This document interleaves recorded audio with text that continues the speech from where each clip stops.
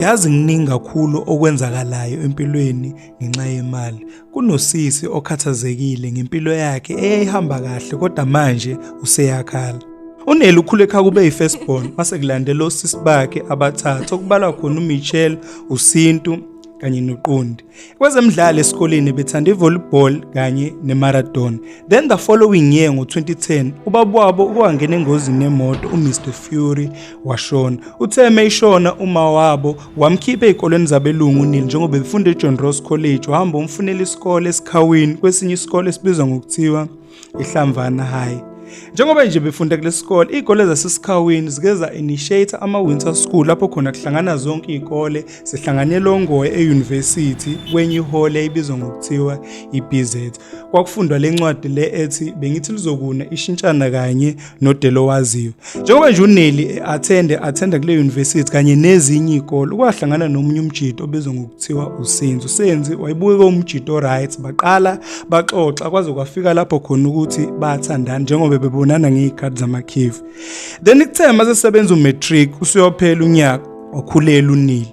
Kwathi nje kuphela unyaka vele esevele ekhulelwa waze wateta ngonyaka olandelayo lapho wabona uSenzi ukuthi sekumele vele ufuna umsebenzi ukuze ezonakekela ingane yakhe engayifaki izicelo zokuyofunda. Okwafesa eRichards Bay Alton wazoqasha kwenye inkampani eyidila nephepha ebizwa ngokuthiwa uMondi. Uthe mase eqashwe kule nkampani kwaphela u5 years lapho khona eyiqongobezela imali ukuthi ehambe eyomlobola uNeli. Ukwasave ngokwanele wahamba wamlobola uNeli futhi bathenga umuzi enseleni bahlala ndawonye. Njengoba nje sekuphele yonke leminyaka bethandana, sebehlala enseleni futhi balijabulela uthando labo, uSenzi ukwathola ipromotion emsebenzini emuseThekwini komunye umuntu useThekwini. Ukwadecide ukuhamba nomuntu wakhe njengoba engafuni ukumshiya emumva. Baphinde futhi bathenga umuzi eThekwini ePinetown. Then sema sebehlala ePinetown, uSenzi waba nabangani abasha emsebenzini bebejwayele ukumvakashela behlale ndawonye. Then ikhambe isikhathi waphinde futhi wakhulelwa uNeli. Uthe mayikhulelwa nje kanti uSenzi usezophelelwa umsebenzi, bamretrench emsebenzini waphela umsebenzi. Uthe uphela umsebenzi kwaba ukuthi babengenawo ama-saving.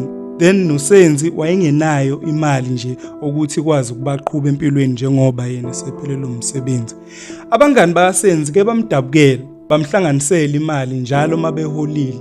Abangani kwakusenzo, uNhlaka kanye noNdumiso futhi babemthanda kakhulu uSenzi, bemhlonipha. Kuhambe isikhathi njengoba nje esengasasebenzi uSenzi waqala wanothisa uNeli ukuthi abangani bakhe engathi bamenza isithutha, because ngaso sonke isikhathi mebezobra bezophuza la bamthuma futhi ngathi bamenza isilimo. Imali bese sebemnika ngoba bekumele ukuthi ebenzele izingadi kanye nezinye izinto, bekubuye ngathi bambukela phansi futhi sebamfukuzisa. Lonto akayithandanga uNeli futhi into eyimcasula kakhulu ukuthi lo munye umngani kaSenzi okuthundu ebese semshela futhi emthembisa izulu nomhlaba ukuthi yena uzomnakekela, uyifunani indoda engasebenzi ekubeni bekumngani wakhe. uNeli akayijabulelanga lokho ngoba waze wamtshela ukuthi uNdu uzomtshela umyeni wakhe ukuthi uyamshela yena futhi akayithandi lento, akayiyeke. Then ikhamba isikhathi wagcina sebona ukuthi uNeli kumele vele afese ethola umsebenzi ngoba akayithandi lento eyenziwa abangani bomyeni wakhe ukuthi bemthithizise kanjena njengoba bona bayasebenza. uSenzi uke wahlala engawutholi umsebenzi isikhathi eside njengoba naye belokhu eqhubeka efesa futhi nabangani bakhe bemthembisa ukuthi makukhona okuvulekayo bemzwela kwezinye indawo bazomtshela ethola umsebenzi naye. Then uNeli ukwadecide ukuthi akafuna umsebenzi njengoba nje umyeni wakhe engasebenzi, kodwa benakho ukuthola ama-piece job futhi bebasebenzela abangani bakhe bemnike lokho okuncane. uNeli ukwafesa isikhathi eside efesa kanzima emafemini akhona eThekwini kodwa ebengawutholi umsebenzi, izinhlanga emuka nomoya.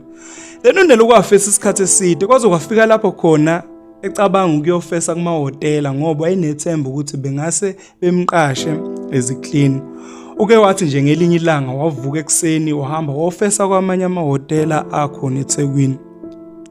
Ukwadecide ukuya kwenye ihhotela eyiseduze nalapho wayefesela ngakhona. Wathi nje ngena wahamba waya reception wocela ukushiya iCV yakhe. yathi receptionist ayikho imanager kodwa akabuye noma kusasa mhlawumbe izobikhona. Uthe nje seyophuma ngomnyango wahlangana nelinye ibhunu lesifazane. Uthe nje ephumela ngaphandle le receptionist yammemeza yamtshela ukuthi bekuyimanager le ibingene. Uke wajika uNeli wahamba waya kule manager eofisini layo.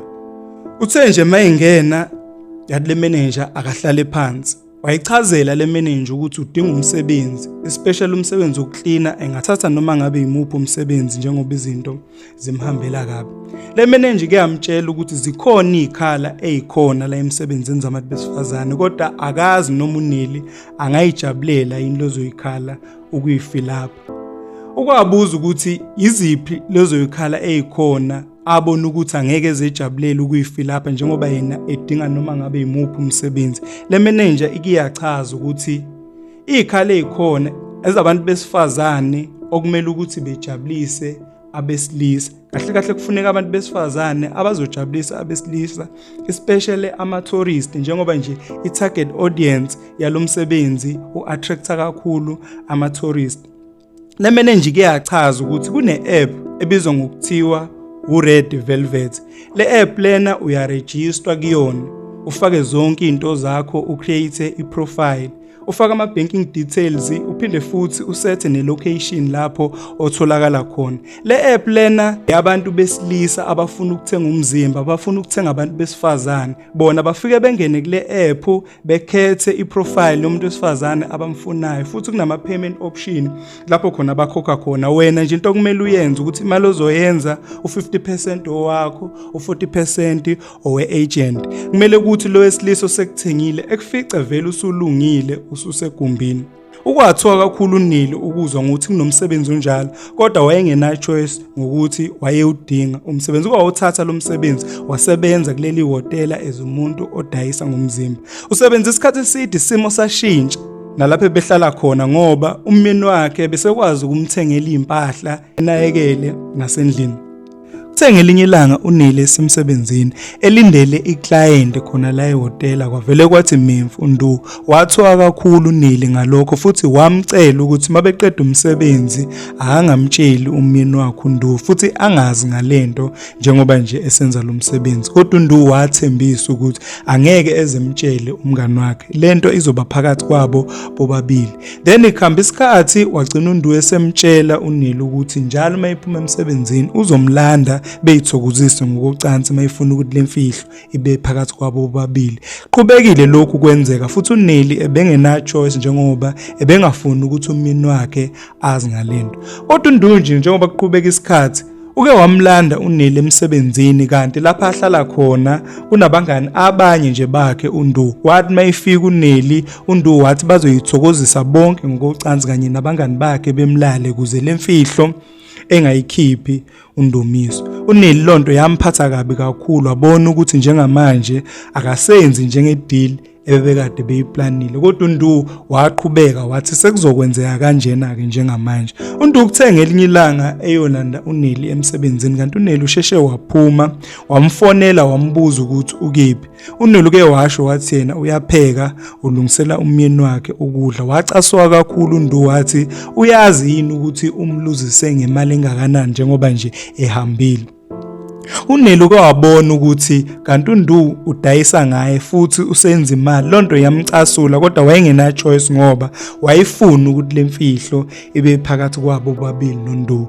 Kuthe ngelinye ilanga nje e-off uNeli ezizwe ukuthi akekho right, wathenga i-pregnant test wathola ukuthi ukhulelwe. Kwavele kwamcacela ukuthi ukhulelwe nje bekuyilento bebeyenza kanye nabangani bakhe uNdu njengoba bebengayivikeli mebeyithokozisa ngokucansi. Njengoba uNdu bengayifuni icondom kanye nabangani bakhe bebevele benze nje isinomi kanjani. Futhi kusenjalo uke wathi maye eclinic njengoba sesekuqhubeka isikhathi esetholile ukuthi ukhulelwe, uke wathola futhi ukuthi unesandulela sengculaza. Eyilonto yamphatha kabi kakhulu ukuthi useze wasululeka ngengculaza ngenxa kaNdu. Akazi ukuthi kumele enze njani njengamanje uNeli. Njengoba nje senengculaza futhi esekhulelwe, akazi noma sekulate yini ukuthi kumele emtshele umyeni wakhe mayelana nalento, njengoba nje umyeni wakhe kumele eqale naye phela edla amaphilisi ngoba usesulelekile ngesandulela ngculaza. Lento imphatha kabi uNeli, akazi ukuthi kumele enze njani. Ufisa iphele lento njengamanje, njengoba nje uNdu emblackmaila ngalokho, sekuyamkhathaza ukuthi elale naye ephinde futhi elale nabangani baNdu esazojabulisa nomyeni wakhe. Ngiyacela ukuthi nimluleke ngendlela ekahle uNeli ukuthi engenze njani kulesimo abhekene naso njengamanje. Engamtshela yini umyeni wakhe ukuthi ukhulelwe ingane kaNdu njengoba besesidayisa ngomzimba futhi ebeselala nabanye abangani bakaNdu. Ngiyacela ukuthi nimluleke ngendlela ekahle uNeli futhi nicomment ukuthi engenze njani, nimnike izeluleko eziqondile engakwazi ukuthi zimsize edlule kule nkinga. Ngiyacela niqhubeke nilike, phinde futhi nisubscribe, nishare. Ngiyabonga.